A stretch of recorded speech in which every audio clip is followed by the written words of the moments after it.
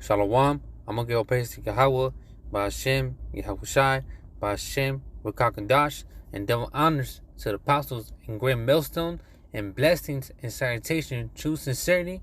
We're living in the last days. America's well in Babylon the Great. Babylon the Great, according to the Bible. America is on its last leg. We're in the last days. And the first scripture I want to get into is Isaiah chapter 19, verse 2. I will set the Egyptians against Egyptians, and they shall fight everyone against his brother, against everybody. And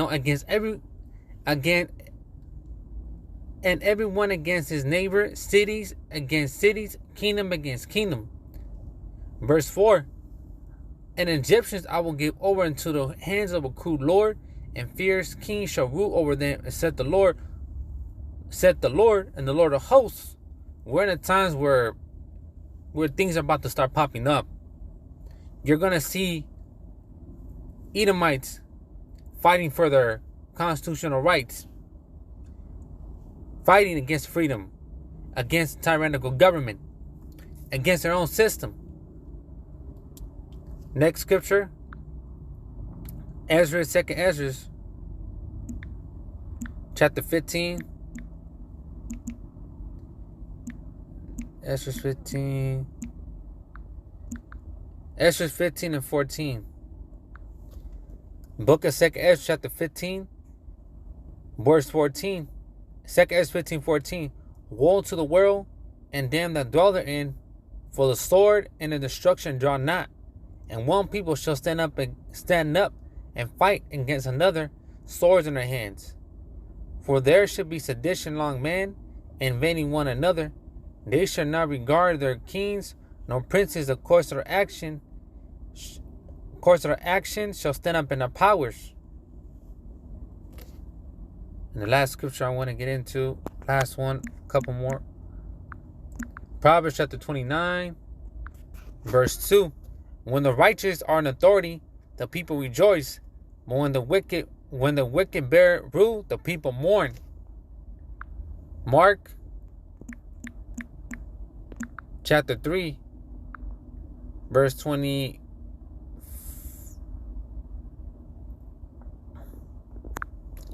Mark chapter 23, verse 24. Verse 23. And he called them unto them and said unto them in parables, how can Satan cast out Satan? If a kingdom be divided against itself, that a kingdom cannot stand. But if a house be divided against itself, that house cannot stand. If Satan rise up against itself and be divided, he cannot stand, but it has an end. If you guys have not watched this video, please watch this video. Out of all the videos I've put out, this is probably one of the most important ones. This man right here speaking from our own military is fed up. He's standing for the Constitution. He's in Virginia. I think it's time that every state comes together, because it's time to realize no one's coming to save us at this point. Listen to this man's speech. So, initially we had planned to make this speech to law enforcement, but since they're a no-show, we're going to make it to y'all. So members of the media, the public, my brother's standing here in arms today, law enforcement that's probably stalking this right now, and whoever else cares to listen. Why are we here? Today, August 19th of 2023, many of us young men of Virginia, we have either been in war or served our country, have a grievance against the Sheriff's Office of Gloucester County, Virginia. In 2021, this Sheriff's Office, among many other Sheriff's offices in the state of Virginia, vowed to be a Second Amendment sanctuary, promising to preserve the very amendment that protects our Constitution and our homeland. In recent months, they have enforced unconstitutional laws and invented new offenses to satisfy their desire to control this country's politics, including the arrest of 4 citizens lawfully exercising their right to carry a weapon, one of which is actively serving this great nation. When I say the word lawfully, I mean in accordance with the rights protected by the Constitution and without regard to any supposed law that contradicts those rights. These men have fallen victim to weaponized politics. Concerned for the community, they attended a school board meeting at an office facility that, according to zoning laws, is a government facility, And after the speech given by a community member peacefully addressing the misuse of power by members of the school board and the use of politically motivated violence by an elected official prior to that meeting, all four men exited the building peacefully and quietly to return to their daily lives. They were immediately and without provocation confronted by sheriff's deputies who then asked them if they were armed. In the following discussion, it was determined that they were in fact carrying weapons in accordance with their rights. All handguns were confiscated, and less than 3 days later, felony warrants were issued for their arrest. All of this transpired because they spoke up against the misuse of power in Gloucester County, and Sheriff Warren felt the need to protect his corrupt cronies. Seeing this misuse of power repetitively across Virginia, beginning with the General Assembly's special session in 2020 that passed unlawful acts of armed control, has led me to believe this. The law and the creator of the law are not the direct issue. The ones who enforce the law are the most basic threat to our liberty when they abuse their power, as Sheriff Warren has done. For without this arm, this weapon, this blue boot, the law has absolutely no power. Hypothetically, if China were to invade us, we wouldn't take the fight to their Politburo. We would fight their infantrymen, the boots on the ground. When it comes to the law has no power until it's enforced. And so our problem is with law enforcement who chooses to enforce corrupt laws that violate the Constitution.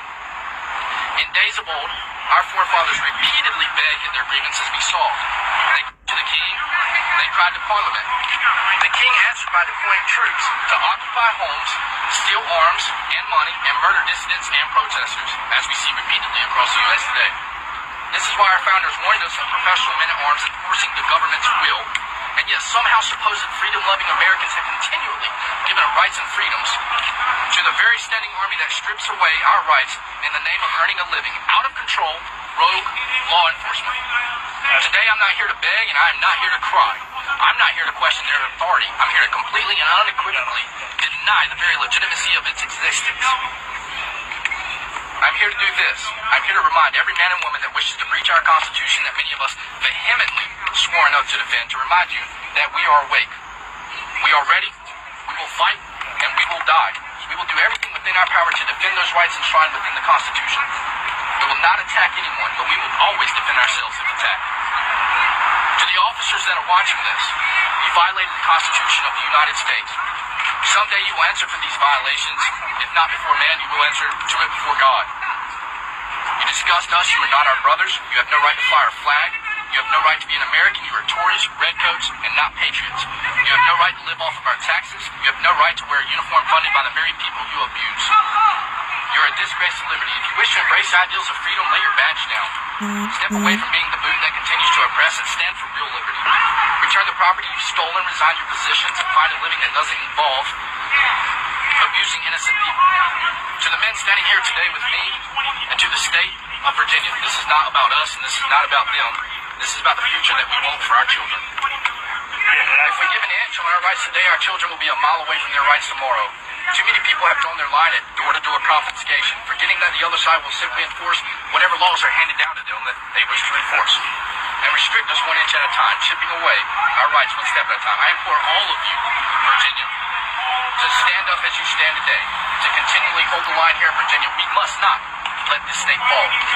Our fathers didn't stand up and speak when jackbooted thugs abused their neighbors. Now we stand up and speak so our children don't have to. I don't want bloodshed. I don't want war. I've seen war. I've been in war. I don't want any of that. But I promise you, I will fight a war if I need to protect our children's future. For freedom is never more than one generation away from extinction, and we are that generation. I embrace the pain for preservation of freedom. If it must happen, let it begin with us. For what is my life against our nation's future? What is it? It's nothing. Sic semper tyrannis. That's on our state flag, it's our state seal. And it means thus always the tyrants. And it means that as long as tyrants continue to use the law to oppress innocent civilians who gave a peaceful speech and walked out, returning to their cars, going on about their daily lives, if they continue to oppress, we will stand. We will defend it. I love this country. I love this nation. We will get a lot of hatred for this. We'll get a lot of love for this. But at the end of the day, we're doing what's right because we love our Constitution. And I will die for my Constitution. I am sick of being tread on. I am sick of the fact that our fathers did not stand up. And so now we have to. So our children don't. And so I implore the state of Virginia, stand now. It's on you. Stand up. Sic semper tyrannis, thus always the tyrants. Thank you. It's what the man said You know, they're getting tired from what they're doing. And it's going to be a stirred up. Like the scripture says, Egyptians versus Egyptians. Sedition, long man, when they ain't no peace, and when shit is about to hit the fan, it's gonna be real bad out here. And I'm gonna read it one more time. Ezra, 2nd Ezra chapter 15.